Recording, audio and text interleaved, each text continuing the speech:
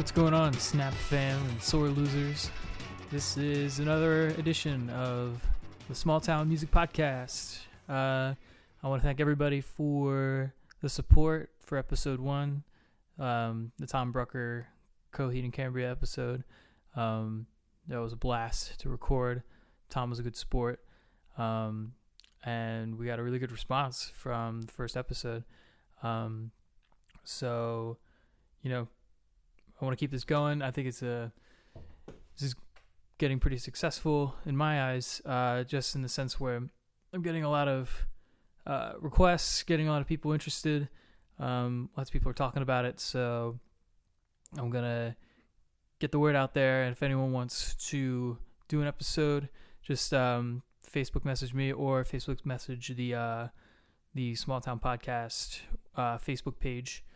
And, you know, just private message me, see if you want to do an episode, if you want to do like a featured album, if you want to do a discussion about like maybe a local artist or, you know, a new album that came out this year or an upcoming album, whatever. We'll just talk, you know, about specifics in that regard and just keep it rolling.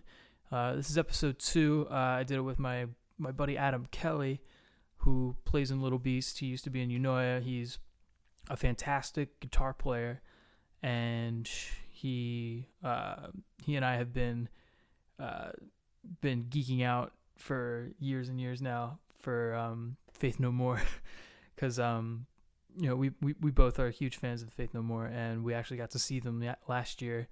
It was kind of a surprise because I don't know why I didn't, you know, coordinate anything with Adam Kelly when Faith No More came to the Mann Center last year. And I just kind of went by myself because, you know, I don't know many people and that share my interest in Faith No More. And I just wasn't thinking. I just went by myself, and I show up and Adam Kelly is there and like, you know, right past the ticket booth. And he's like the first person I see among, you know, these hundreds of people.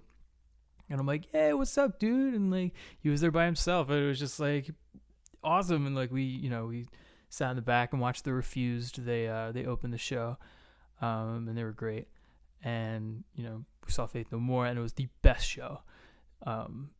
Faith No More are incredible live. They're in their 50s. They have to be.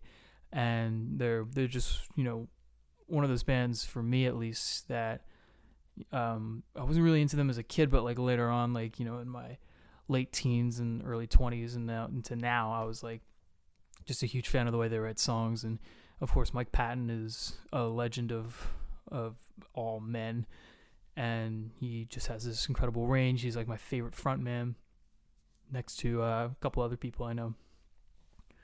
But yeah, the conversation with Adam Kelly was pretty fun to do. He's a good guy. I dominate a lot of the conversation just because maybe Adam's a good listener. I don't know, or maybe I just talk way too much. But he's got some good things to say. I was interested to you know, divulge into his background, his musical influences and all that. And I always wondered because every time I see him live, he nails those guitar parts, and he's kind of a featured player on the new. Well, I guess the first official album by Little Beast, who are a band out of Quakertown, fronted by Logan Friend, who is another guy I want to get on this show. So look out for the Logan Friend episode. We're kind of, you know, it's in the works. It's being put through the mill, so that'll be coming pretty soon. I'm running out of breath because I'm fat, so we're gonna get right to the conversation with Adam Kelly, and talking about Faith No More and their last album of the year. So here we go. I just kind of slide right in. Okay. Slide. No introduction, because I record an intro later. So Yeah. I no big figured. deal. But yeah, I would definitely say album is number 2 for me. Okay. Because, like, I had heard of Faith No More, like, you know, like when you're watching like VH1 and stuff like that. But I didn't really actually get into like the records until a buddy TJ of mine, his name is Erica now, but she showed me them when I was touring with Promising Attempt, and we were like just spending a lot of time in a car, and she's just like, hey, like, do you listen to Faith No More? I'm like, that band from like the 80s? And I was just like, and I'm like, they're good? Is that a thing to listen to? She's like, dude, they're so good. Yeah. And she put on Angel Dust, and I'm like, what is this? And like, we had been driving all night, and I was just like, your mind goes into weird places when you're like sleep deprived. Yeah, especially with like songs like Caffeine and stuff. Yeah, so like Caffeine and like Malpractice. I'm like, what am I like Crack Hitler? Like I'm freaking out. So it's like from then on, I remember the day. Yeah. But yeah. When was that? That's like 2010, I think. Okay. Because it was like I was in college the first time. Like I was going to Westchester, and we were taking the weekends to go record in Cleveland. And we would take these long trips on the weekend. We would leave, like, I would take like a 3-day week, and we would leave Friday and drive all morning, and then come back all day Sunday. And like, just, it's like a 6-hour drive. And then, so it's like, we would leave Cleveland, on like 9 o'clock at night. So like, we still have a 6-hour drive ahead of us, and we'd be listening to Faith No More records like at 3 in the morning, and I'd be driving and I'd be like, just that'll like keep you falling up apart at the wheel. Some of those. But yeah, I actually the Real Thing was my favorite for a long time, because that was the next one I got into. Okay, yeah, because for me, I discovered them they had From Out of Nowhere on NHL 2005. Really? Yeah, and I was like 9. I was like, whoa, like I had never, because I had listened to some like, I liked the synth stuff, because like my parents like some what do you call it, new wave stuff, so like I kind of knew like the synthy stuff. I was like, that's because right in the intro has that synth line and stuff. Yeah, it's like, what a great like track one. Yeah, for exactly. A record. I was like, God. whoa, yeah. It's like it's a great like set opener too. Yeah, because like sometimes they'll open their shows with that. Yeah, and like it's just such a great like, here we go. And, like it's all coming in. It's just like ridiculous. It's got this crazy ass bass line when it really kicks in. Yeah, and then and really weird lyrics, like creepy lyrics. Yeah, it's almost like he's like stalking the girl. Like but it's just like a fun song. But yeah, so I heard that, and then for that Christmas, like I got like a $10 like iTunes gift card or whatever, and that was the first thing I ever bought, was The Real Thing, like digitally. All right. So like that kind of set the tone for everything that I liked. So for a while, I liked The Real Thing, and I didn't discover anything else until maybe a couple years later, and I heard Angel Dust, and at first it was too weird for me. Like I was only probably like 12 or 13, and all I was listening to was like Metallica and stuff like that, so like it was too like out of left field for me. But eventually I got into that. For a long time, King for a Day, Fool for a Lifetime was my favorite record, just because it's kind of more straightforward. That was good too. It's got a lot of moments. Yeah. Like and like it kind of encapsulates how they tried to like kind of break away from breaking away. So like they didn't want to go back to anything, and like I also think they didn't want to repeat Angel Dust. Yeah. So it's like they had to kind of like do like a variation on a variation. Right. So I mean, there's a lot of moments where it's like, oh, that's pretty cool. They just really wanted to make like something more, I guess, straightforward. Yeah. Yeah, you're right. It sounds like a punk record. Like there's a lot of like digging the grave and like Get Out. And, and it's like there's like metal riffs, and they put in like, it's almost like a kind of a metal punk record in a way. Yeah. And just the way they produced, because they got what the hell is it? Andy Wallace. Oh, right. To produce it, and like it just kind of, it just has this kind of punk, like, I think they were like, hey, Green Day's really big right now. Like they came, this band from San Francisco that's really huge. Like I think they didn't want to copy that, but like incorporate that kind of new punk sound that was coming out of like Epitaph. And, that makes sense. I never thought of it like that, but that definitely. I definitely got caught wind of that when I heard it. I was just like 95. Yeah, that makes sense. Yeah, that's true. Especially with the darker, like, not to talk about Green Day, but Insomniac, like that's one of my favorite Green Day records. My God, it's so good. And like that's around that time. Yeah, I feel like Faith No More stuff's always pretty dark, but especially with the punk sound, I like that a lot. But and then album of the year, I feel like it's everyone's like least favorite. And I actually was stoked because like when I hit you up about this, I was like, you were like, oh, I want to do album of the year. I'm like, you want to do album? That's awesome. Because like I love album of the year. Yeah. And when I told Erica, I really like Angel Dust. Like, I think you're getting me into Faith No More. And she's like, that's awesome. Like, you should, if you like this, like, she's like, if you like the kind of, timely, like, funk metal type of thing that's going on, like, go backwards to Real Thing. Right. And then if you like kind of the weird, just spacey, just like, where's this coming from type atmosphere, like, go forward and do like King for a Day and like Album of the Year. Yeah, definitely. Because after Album of the Year, like the next year they broke up. Right. And then, Mike Patton started doing like, what the hell's that band he did? Tomahawk? It was Tomahawk, and then there was another one with homie from the Melvins. Oh, Phantomas. Phantomas. Yeah. I couldn't think of it. But so, yeah, he started doing all those projects. Yeah. And then like he did like a Dillinger Escape Plan type of thing. Yeah, But Album of the Year was like the last for a long time. Yeah. Before they got back together. It was like right. it was like the Swan song. It was like they really just kind of were like, okay, I'm pretty sure like while they were doing it, they're like, this is going to be the last one. You can kind of hear it. We'll too, do it. We'll like, tour for it. We'll make the label happy. And then we'll just put it down. We'll put the wrench down, get our last paycheck. We're done. Yeah. So like, you can kind of tell that where it's like, at first you're like, are they running out of ideas? And then after like you get a little bit of context about the record, how they were just like, they were running out of steam and they were like trying their best. It's like, wow, there's a lot of character in it. There's a lot of like, you knew they had like a lot of like last like final things to say. Right. And then I don't know, just songs like I love Homesick Home. Yeah. My God, like that song gets stuck in my head like almost all. I don't know. It's such a weird. It's like 2 minutes long and it's just such a weird song. But you're just like, man, they like when Patton had an idea, he was just like, fuck it, let's just he just kind of like threw it on the table and just like, what do you think? Like, yeah, sure. And I feel like a lot of people don't like that, or I don't know if I haven't talked to enough people, but like I love that song too. But I feel like it's just you either love it or you hate it because it is just so straightforward. And like the lyrics are like there's barely any lyrics and they're not too weird or anything. It's just like I don't know.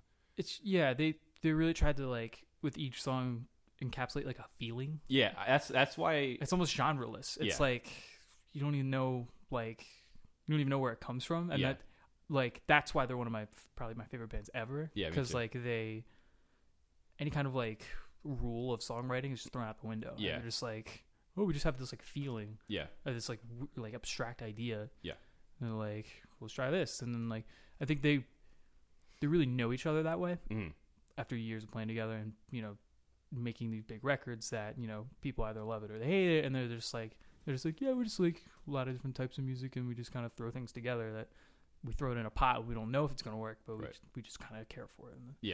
And I just think that's a really good. Actually, I think, and I don't know if I'm drawing too much of a broad stroke here, but I think Little Beast is a lot like that. And like I mean that's Logan. Yeah, but no, I agree because like before, I mean obviously I've been friends with Logan for years now, but when I heard all of his the solo stuff before we started the band, I was just like, man, like to me that was exactly what he was doing. It's just like he likes a lot of different stuff and it all comes together, but I feel like it works. And on the album I feel like it works too. I can say that unbiased because the only thing I did were those two solos, so just coming into it new, it was just like refreshing to listen to that stuff. So and getting kind of the 4-on-1 from Tom Brucker. Yeah, he was because I had no idea. I didn't even know that Logan or like you guys had like this project. Like I knew Logan wrote music. Like he posted like a couple songs last year. Yeah, or like in the years. Yeah, I think while Eunoia was still a band. But that's all I knew about. And then like here comes this big full length. That how long was he working on that? Like what was not long. Like did he just decide like one day it's just like I'm gonna make a record like just kind of out of the blue? Yeah. So what happened was him and his friend Matt kind of did. Do you know Matt? Oh man, I'm blanking on his last name. wait! I got the band cap right here. Hold on. Matt Stevens. I don't know why I can't remember. Sorry, Matt. I love you. He did vocals with us on the Mother's Day video. Oh, okay. But anyway, so him and Logan had this like bet going that like they each try to do like a song a week or something like that. And so for a while Logan was knocking out like ridiculous amounts of songs, and I think he had everything written in I want to say less than 6 months because he started in January and it came out in, I don't remember when he released it. It was totally methodical. Like he took like a method type of songwriting where it's just like write a song a day and see like, I guess so. He just produces ridiculous amounts of music. Like he probably had a whole record of like songs that didn't make the album too. So like it's insane. But yeah, he's a talented dude. He's my boy. But so I was really excited that he wanted me to record some solos, and he had a vision for like I want Adam's guitar playing here, and hopefully I did that without screwing up his songs and stuff because I like his songs a lot. But yeah. Anyway. But just me going back to making that connection between like him and Faith No More, like I think that's kind of missing in my opinion, where like I guess in like as like art and music like goes on like in a contemporary sense, where it's like someone has like a vision and of like other kind of types of different songs, and then they can put them all in one record and use the differences in each thought and kind of use it as an advantage to kind of tell this not a story that wouldn't make sense in particular, but like with all the care that goes into like the production of it and like just how the possibilities that are within making a record. You can actually tell like a coherent story where it's just like you're not going to hear a song that's like this one, right? And with the Little Beast record, it's like every song, like I wouldn't say every song like is different from like in a consecutive way where it's like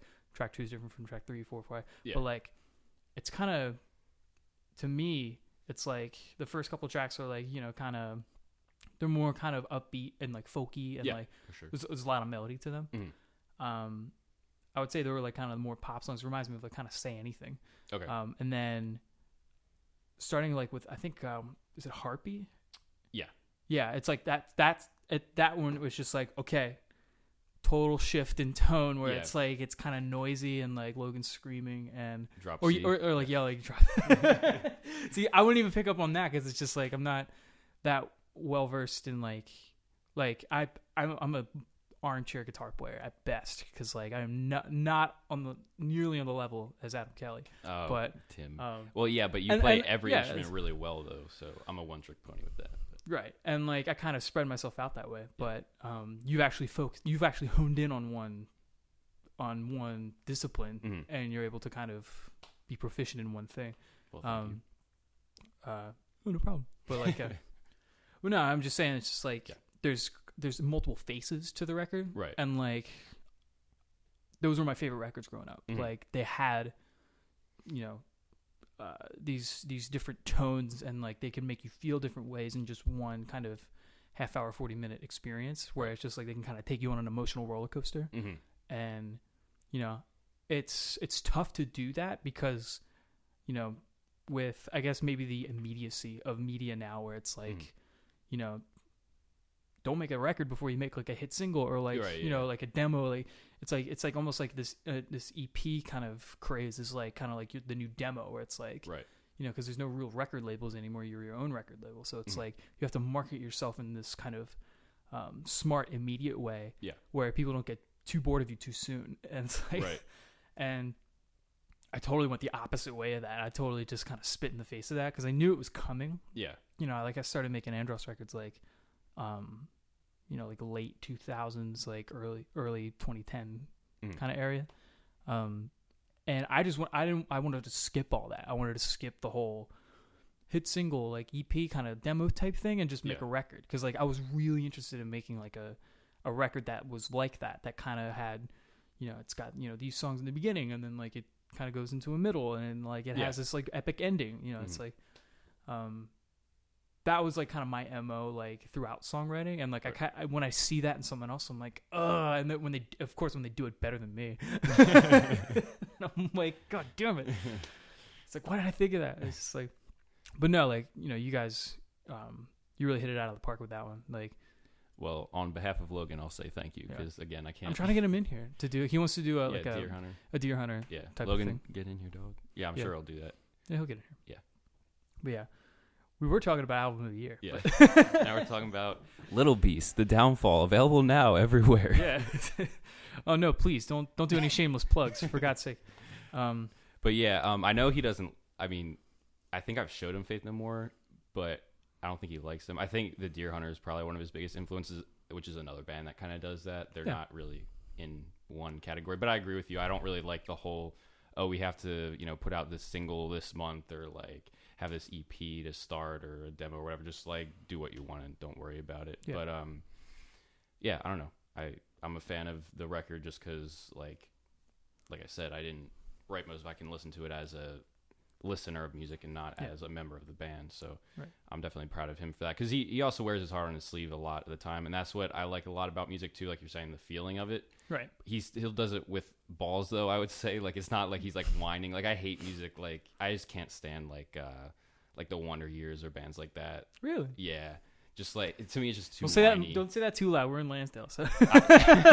Yeah, I said it to Dan when I was getting tattooed. I was like, "Oh, are people gonna like kill me or something?" Like, because I know he's no. And you know what? Like, yeah, it's like you don't have to like somebody, because like sometimes I feel like I just bought No Closer to Heaven.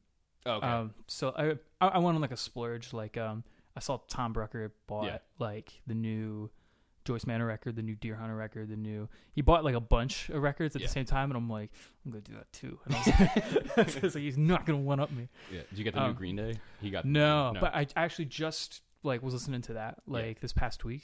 It's not bad. I mean, like, it's cool that they kind of, it reminds me of American Idiot a lot. Yeah. Where it's got a little bit more kind of a youthful attitude, which is cool. We'll have a whole Green Day thing. Okay. So don't worry about that. But I bought. One of the new records that I bought was No Closer to Heaven, the newest Wonder Years record, and I'd listen to it like I live in Lansdale, and that's where these guys are from. Yeah, I feel like when I listen to it in my car and I drive around Lansdale, I feel like I'm gonna go through like a time vortex, because it's just like they're talking about this place, they're talking about that church, they just said it, and I'm just like, so, and yeah, I mean, like it's a big thing, and it's just like it's. That when I'm talking about that whiny, I guess, like real friends and all that. All to me, but they're super. I was about to say they're super whiny, but like there's an element to it where it's just like I get it. Where it's just like if you're, if I was 10 years younger, I'd be like, yeah, totally. Like this is like, but they're like 10 years older, right? They're like my age, but well, they're older than you, I think. I don't know. Really? I think so. They're relatively newer. I wouldn't be surprised if they're like my age, like 26. Like, yeah, I don't know. But I mean, it's cool. Like what you like, don't like what you don't like. Right. Now you're like more of like from what I know about you, you're more of like a metal guy, I guess. Yeah. Like, and like you play like a metal guitar player. Mm-hmm. Like when I listen to Psycho and the other song you do, The Downfall. It's one of the Downfalls. Part one. The part one. Okay. Yeah. Dude, you're shredding. Like you're doing like, you have classic just rock metal guitar playing like discipline in you. Yeah. Like where did that come from? Like what's like when did you start? What was like the first couple, like what was the thing that made you like yeah, guitar, that's what I want to do? Like I mean, there's been guitars in my house my whole life. My dad plays and I would see him playing like live, and I was like, that's cool, like I want to do that. And then there is music in my house, as far back as I can remember, listening to like Bob Marley and like Tom Petty and Jackson 5 and stuff. Oh, what? Yeah. Yeah. And then, but I was huge into sports when I was a kid. I didn't really get into guitar until we did this play, this like I don't remember. I was like John Dickinson or something, and they're like, we're going to play the national anthem. I was like, I saw the Jimi Hendrix national anthem. I was like, I'm going to do that. I didn't know how to play guitar, so I just like, let me learn that. And apparently I picked it up pretty easily, according to my dad, but he's probably just saying that because he's my dad. But I played that, and then I dropped it for 2 years, picked it back up in jazz band in 7th grade. So that's when I really started. Oh, I got you. And by then I was just, an angsty 12-year-old kid or whatever, and got into Metallica. So anyway, to answer your question, thrash metal is what really like spoke to me. Like I love bands like Anthrax. That was the thing, you dove into it like at an early age. Yeah. Yeah. So that's where I kind of, I guess, got my guitar playing chops. And also I pretty much just every day when I came home, I would do my homework, play guitar until I ate dinner, play guitar until I went to bed. Like no social life basically. So I kind of would want to go back and kind of have no idea what that's like. I would kind of want to go back and trade a little bit of that for like hanging out with people and knowing how to like talk to girls and stuff. But it's all good. That'll never, earlier age. But that'll never come. That'll never. But anyway, so yeah, so thrash metal was a big one. Then I heard Slipknot, and they're still my second favorite band of all time. Just I don't know. I just love the who's your feeling. First, Faith No More. Oh, okay. Yeah. Oh, cool. So yeah, basically thrash metal. So to me, it spoke to me as far as the playing and the aggression, but still at a high level. Like it's not just like noise. Like to me, I love punk, but to me, I didn't really like the sloppiness of it. Now I love it, but like at the time, I was like, oh, I want to play 16th notes at 180 beats per minute or whatever. So that thrash thing that happened in the 80s was very, very much based in punk. Sure, which I was ignorant. I didn't really realize that. To me, it was like, well, no, and not everyone does. It's like, I mean, it's such a misnomer now where it's like, not everyone thinks of punk when they think. I mean, not everyone thinks of punk when they think of like thrash metal. Right. But like when you think about it, like in the 80s, when Metallica was coming up, they were trying to play shows with the Misfits and they loved like the Bad Brains and like Minor Threat. These are all like proto hardcore bands. Sure, yeah. From like DC and all that. And I would probably say, and I'm pretty sure I'm right about this, the first like punk thrash like crossover band that did it like in like a kind of a huge way were the Bad Brains, because they started out as this like they kind of reinvented punk twice in their like they were pretty hugely important because like they came around in like the late 70s and they had this like early they were like the first hardcore, like when you think of like Minor Threat and like all those bands, like they were all trying to be like the Bad Brains, because the Bad Brains would come through and play super fast. The drummer had this like really fast like two-step type thing, right? And they just kind of invented hardcore in that way. And then when hardcore started to die in the 80s, like Black Flag was breaking up and all this, like they kind of like they made a record called Eye Against Eye, and it's not hardcore anymore. It's like punk thrash kind of thing, because it's like you have this one guitar player, Dr. No, and he's doing these like metal like type of solo type things, like it's you got a little bit of like that funk metal type of thing that I think Faith No More would pick up later, but like you have Dr. No just like playing these like ridiculous guitar parts that like lend itself to thrash, and it's like metal guitar but with this kind of funk. It's like they blended so many genres. It was like funk, punk, metal, thrash, and like they were huge in that, where where the bands were like, okay, I guess if you're not a punk band and you want to be more technically proficient, you can do what the Bad Brains are doing and be a little bit more like like a thrash metal band, right? So that was like kind of the evolution of like what happened. And yeah, I mean, I was never really into thrash though. Like were you like a Slayer guy? Did you like Slayer? Oh yeah, they're now as far as like the big four goes, and if you don't, that's Metallica, Anthrax, it's like Slayer, Megadeth. Yeah. As of you now, do it way faster than I can. I was like, yeah, I know. Yeah, for me, like that order, Anthrax has always been my favorite. And I've always been kind of a fan of the Underdogs. They've kind of always been the. Who are the Underdogs? What? Who are the Underdogs?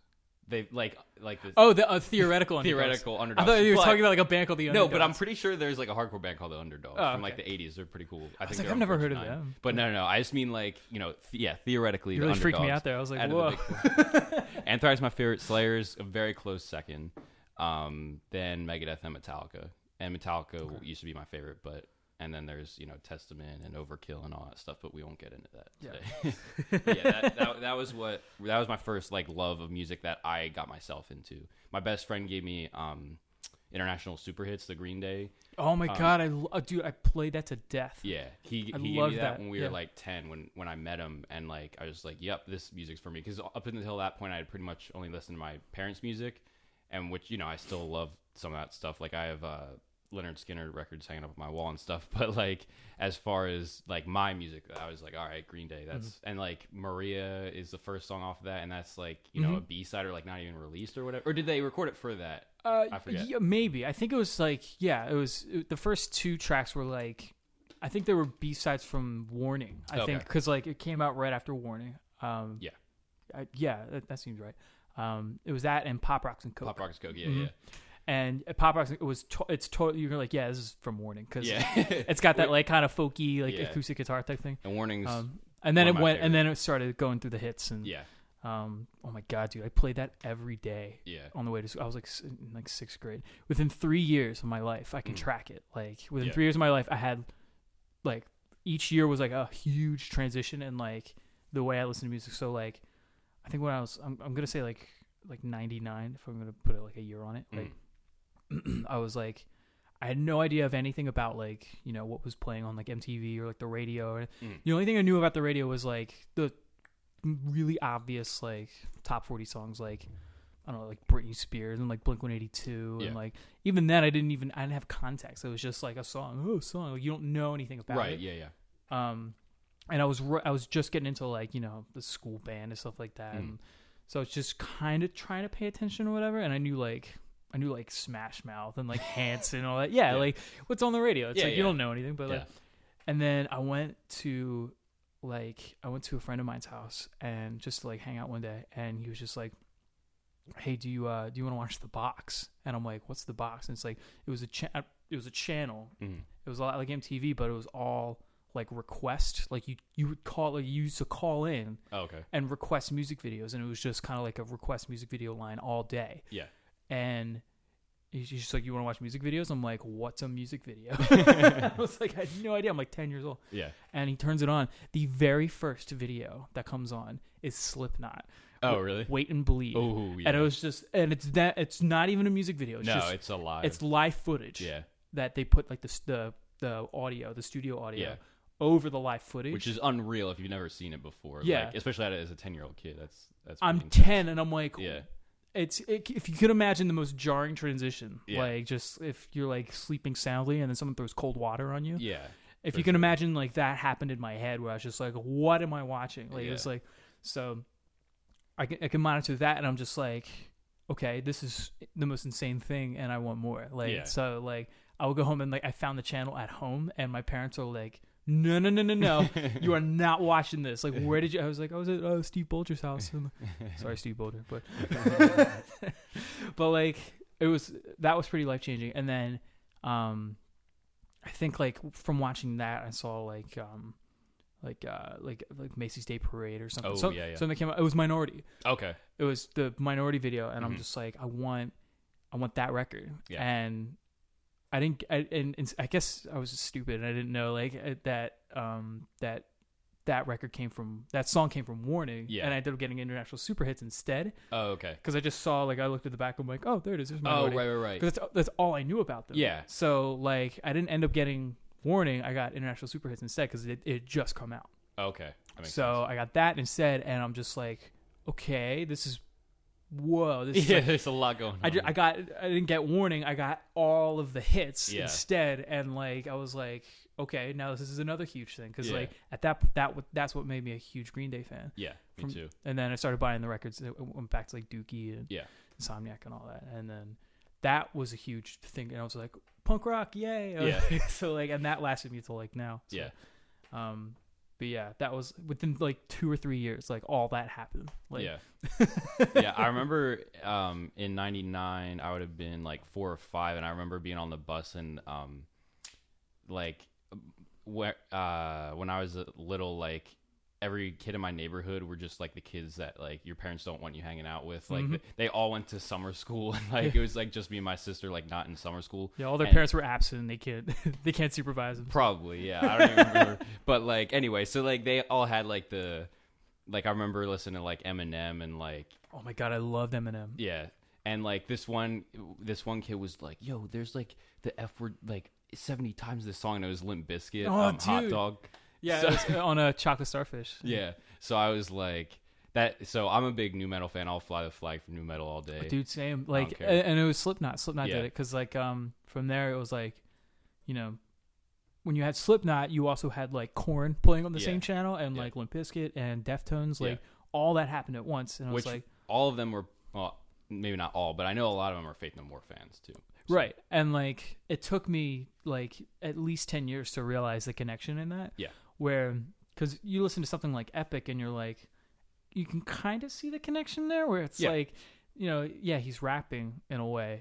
They're not, and like, but he's also singing and it's also kind of heavy, and it's like, I would never say that like I like Faith No More because of what happened later. Oh, for sure. Yeah. I totally like them on a totally unrelated level. Yeah. Because just the songwriting's perfect in my opinion, and you know, when they want to write like a weird song, they can, and when they want to write a really solid pop song, they can do that too. And it's just like they just have this kind of natural chemistry where they really kind of changed everything about like not just new metal, like alternative metal, but just like they were one of those bands that like predated Nirvana in a way that like took this very underground, these, you know, underground like messing with genres type thing and like blew it up into the mainstream. They just kind of found this chink in the armor of like mainstream rock and just kind of made this huge explosion. Nirvana is like credited with that, but even there was like an interview where like Chris Novoselic, he was just like, yeah, Faith No More like kind of gave us the little push to go like, hey, this is possible to like, you know, it's okay to make a record that has the attitude of our first demo and has this like kind of mainstream rock appeal where it's like we can dumb it down at least a little bit to see how much, you know, to paint a broader stroke. Yeah. And I also think that Nirvana was, no disrespect to them, but I think they were part of a scene that was like, you know, grunge, where Faith No More, I don't feel like there was no like clique or anything that they're no, like, really, no. Yeah. So the only comparable band, and I hate to bring them up, and are you gonna say the Chili Peppers? Yeah, the Chili Peppers. Yeah, which is like like maybe I can see it for like Introduce Yourself and, you know, like Epic off of The Real Thing, but yeah, and there's some Real Thing song that like Underwater Love, like that could totally be a Chili Peppers song. Yeah. But I think it was strategic, I guess, like because, you know, you had like before Real Thing, you had Chuck Mosley on vocals. Yeah. And he kind of had this like kind of punky, like, he was kind of atonal sometimes, like you could like match the pitch. Yeah. And it was rough goings for him.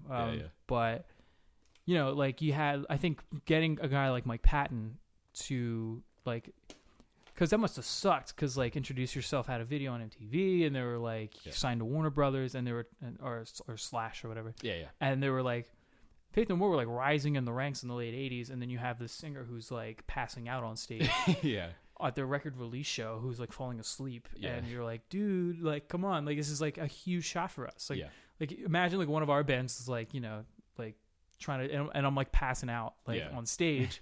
It's like, dude, you're ruining this. It's like, so like I can imagine that. I empathize with it.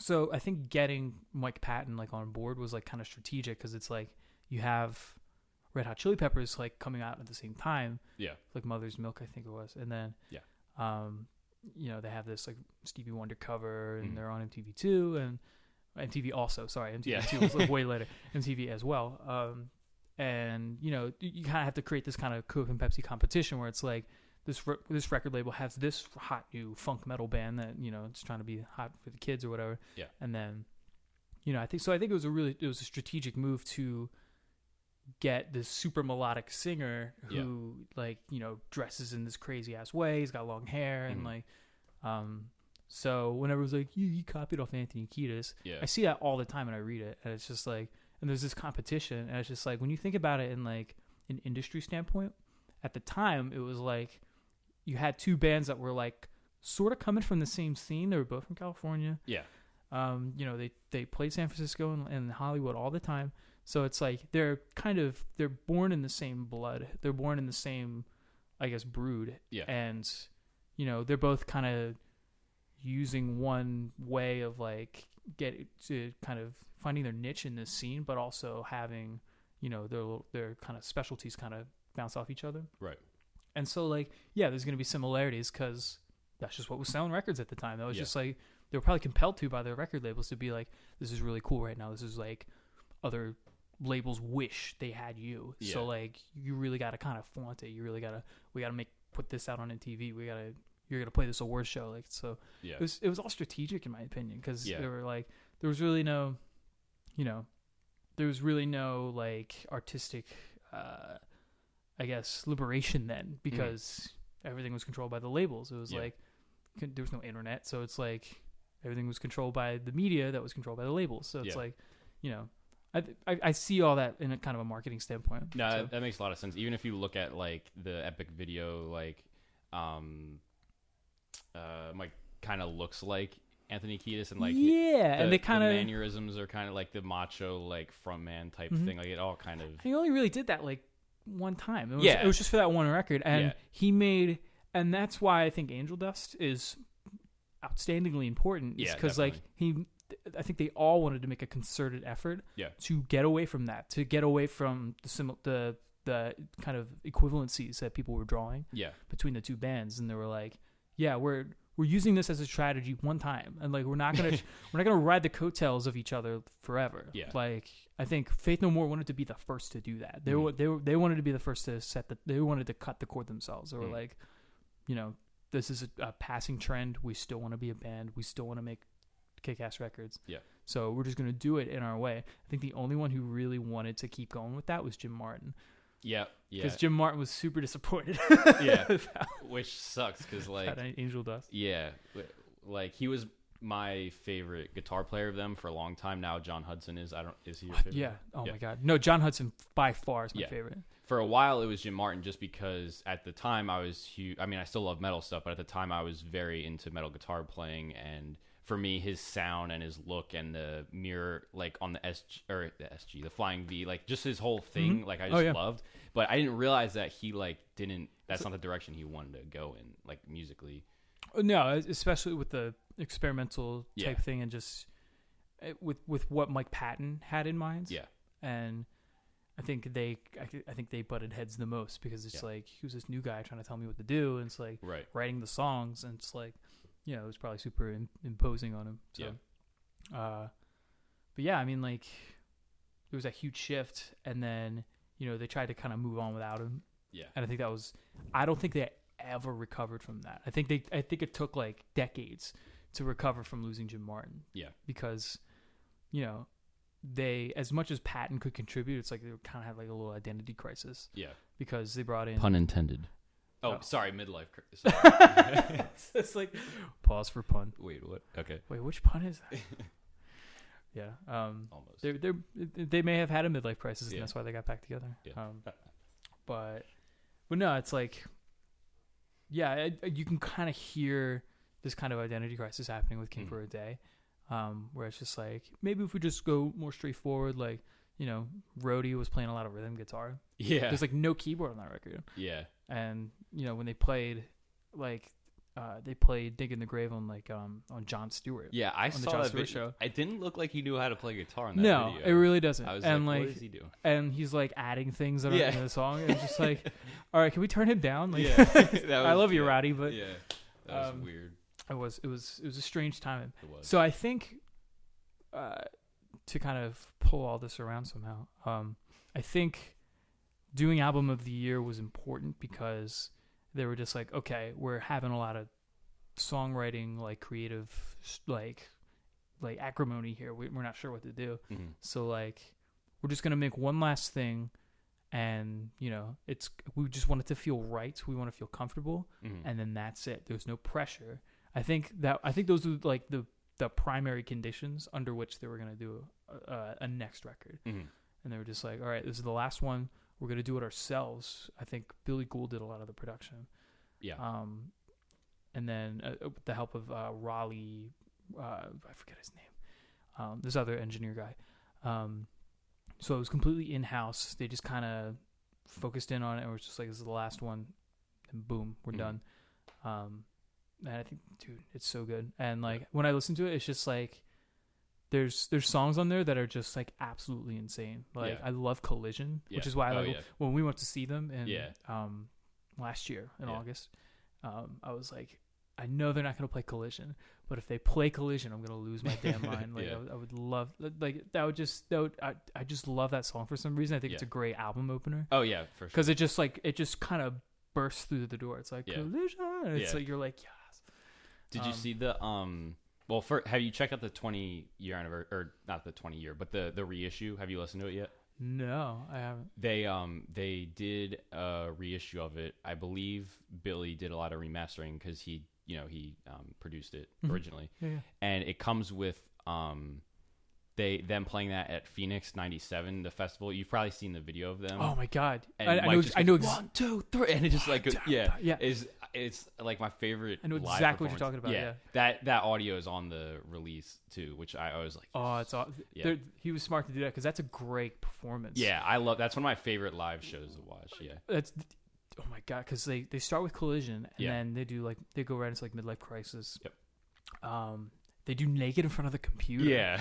Which I love that song. Yeah, me too. And I was like, what? I didn't realize they ever played that live. No, it's just like I don't think they would ever do it again. It's just you had to catch them at the time when it was like they were trying to get people to buy that record. Yeah, which is a shame because when we saw them, the only song they played from that record was Ashes to Ashes. Oh yeah, which that might be my favorite song of them. Maybe not. I don't know. It's tough, but that's one of my favorite songs. I wouldn't call it my favorite, but it is. No, that is really good. But yeah, they still have that look. Like that's another one of my favorite things is they all like dressed up in the suits. Like I love that. Like I'm a huge Slipknot fan. I love the kind of theatrics of stuff of bands and stuff. So like I thought that was really cool that they did the suits and stuff, and they still do that. Like we saw them. It was kind of more the white. I guess that's like Catholic imagery. I don't even know. It was more like I don't even know.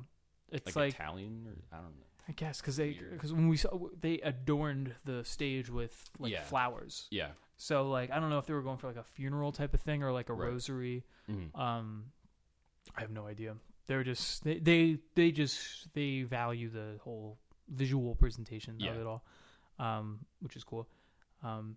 Because I think they told I think. Once again, I think it's all strategy, and they know how to kind of reach out to people, especially and make people happy to see them in a live performance outside of just playing the music. Right.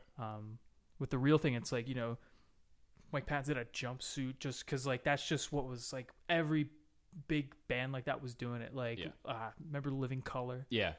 Cult of Personality and all that. Like homies, they're all in these like bright colored. Just spandex. It's like why? Yeah.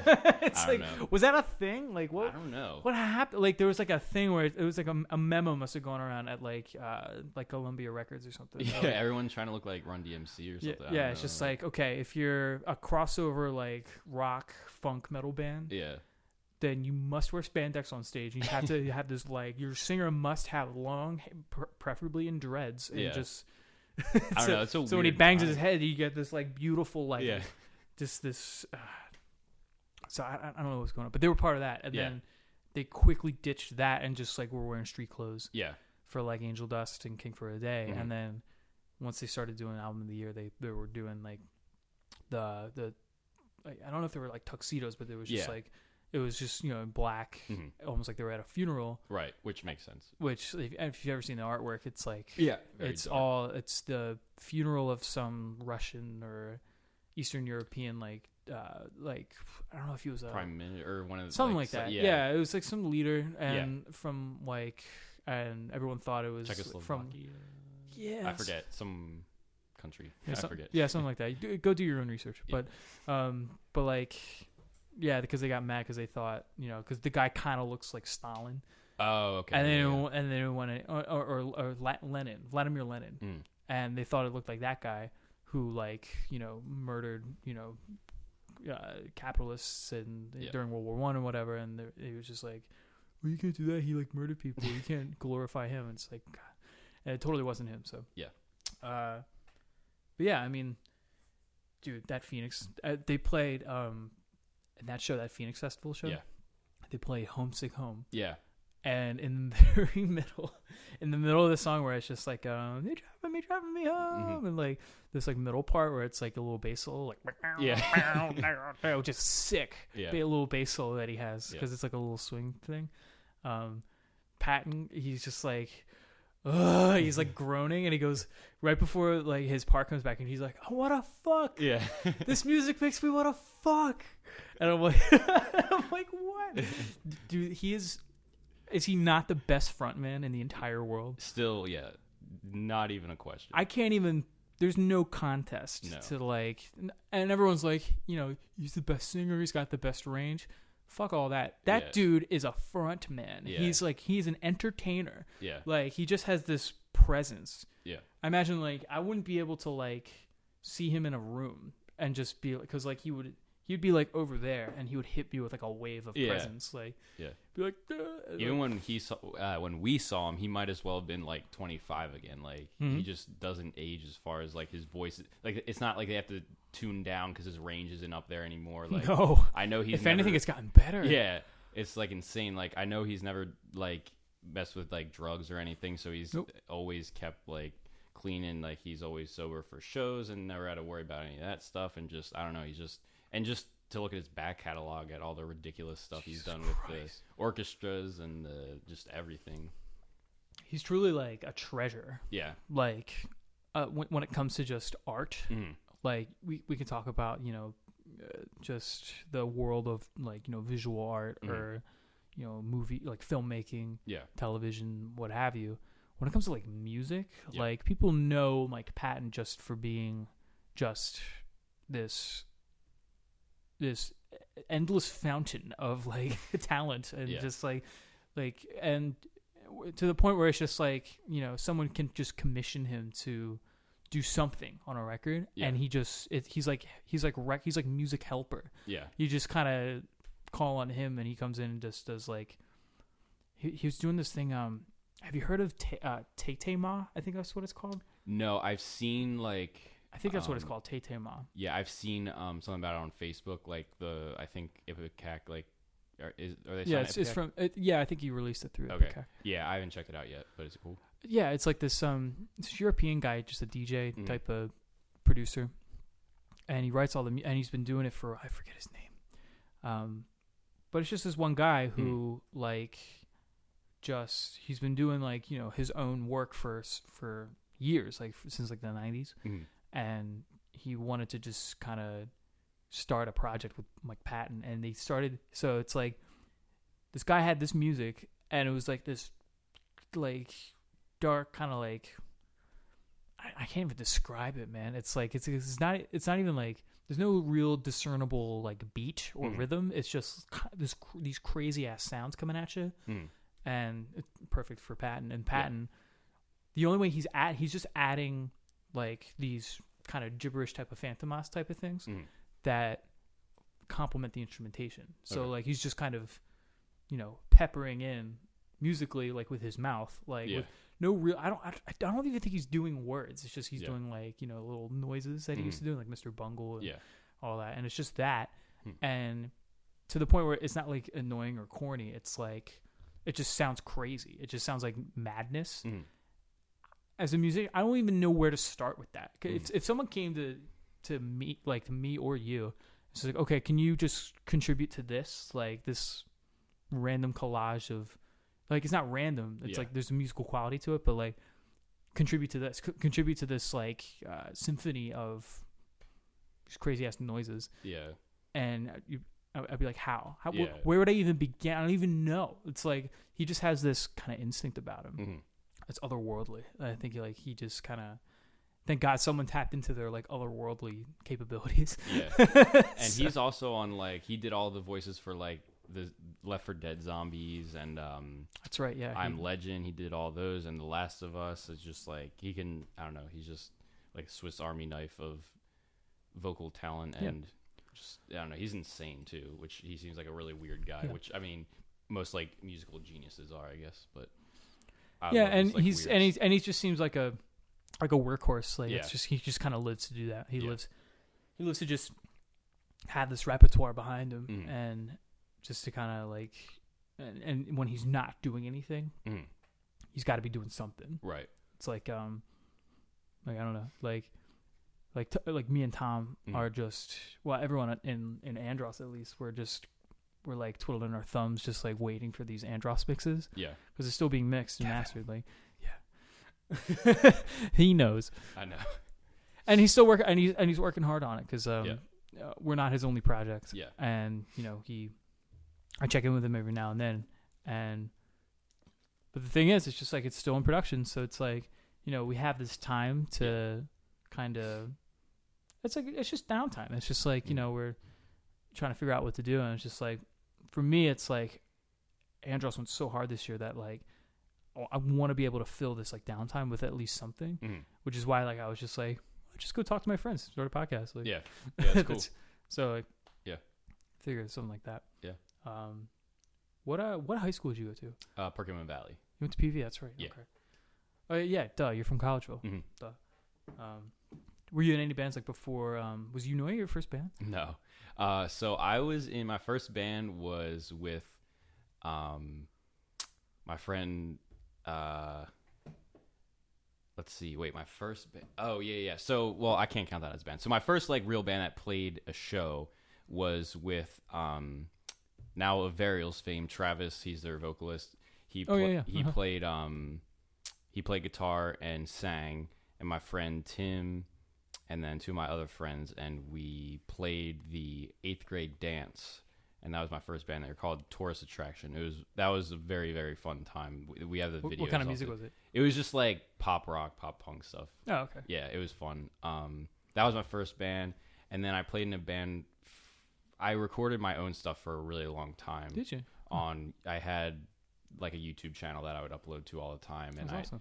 I would kind of. I wish I had YouTube at your age. I wish. Oh yeah, I guess that was. I was like, I had to be like, I was like 16 when YouTube first came out. Yeah. I was like 16 or 17. Yeah, I was on it a little late. Like I started my channel Gibson Guy 15 when I was 15. Very original name. Gibson Guy 15 shouts out. Yeah. Well, now it's go find it. Go look it up. Yeah. But anyway, so I basically would like just do covers and upload my own stuff because I was like, no one's at that time. I was transitioning from like thrash metal, and I also was getting into new metal and metalcore stuff. So I was like, no one is gonna want to play this with me. Like I had no friends who were into that, so I was like, I'll just do it myself. So I just recorded demos and stuff.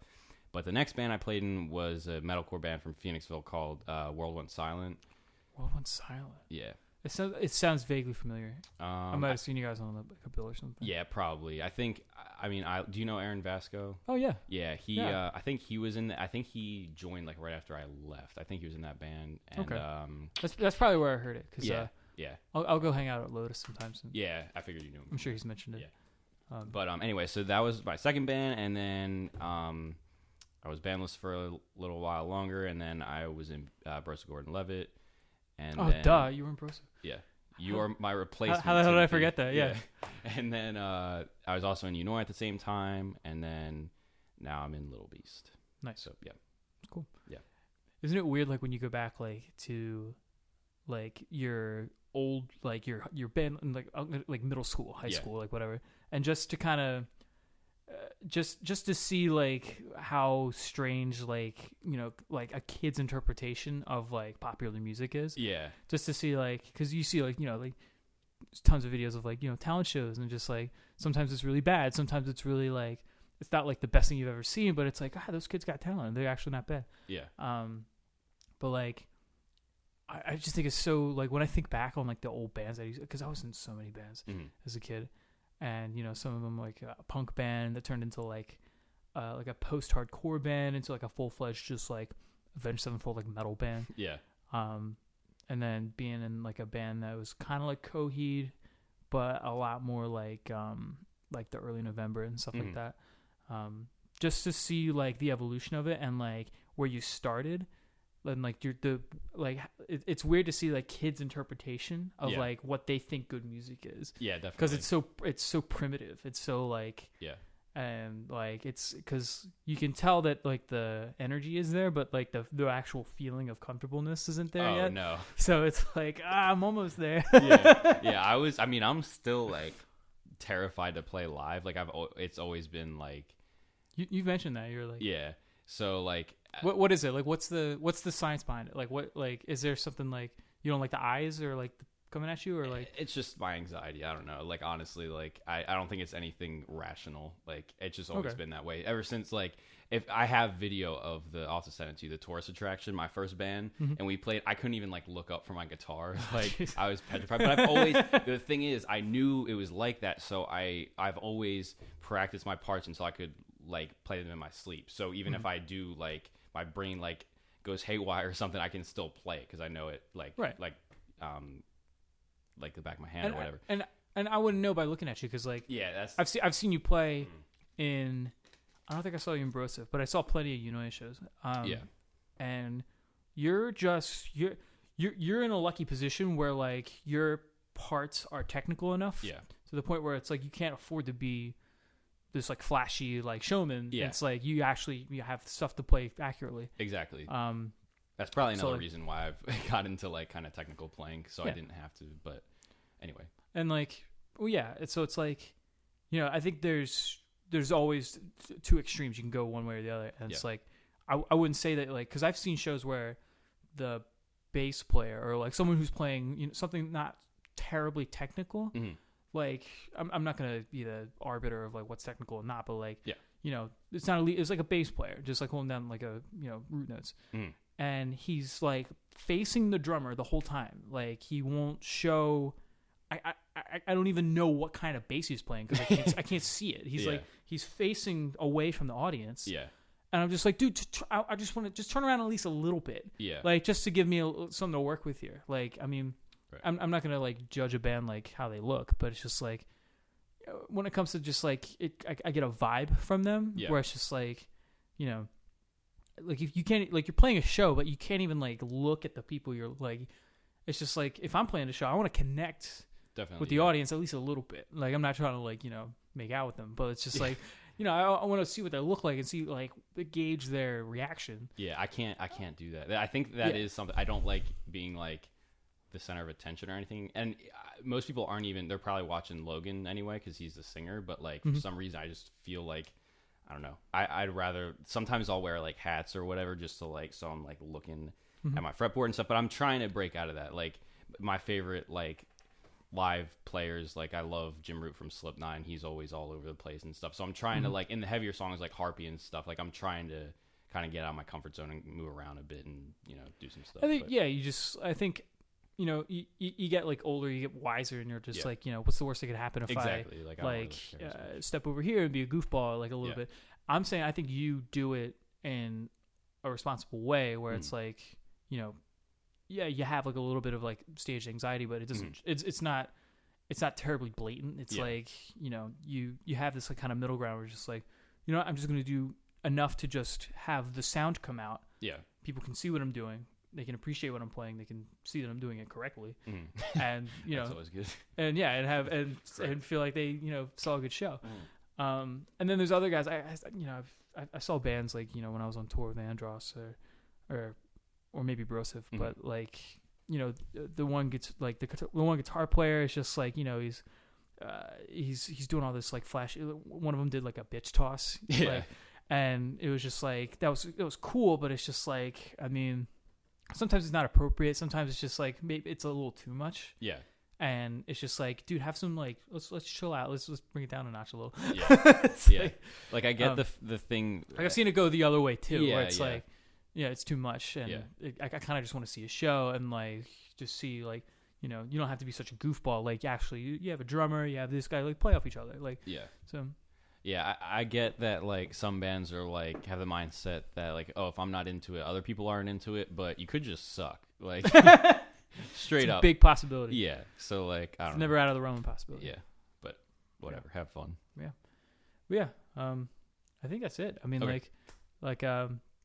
all you who are listening out there, go check out Little Beast. Please do. Because Adam is the guitar player, and they just came out with a record this year called The Downfall. Yes. It's super good. It's probably one of my favorite records this year, from a local band at least. Yeah.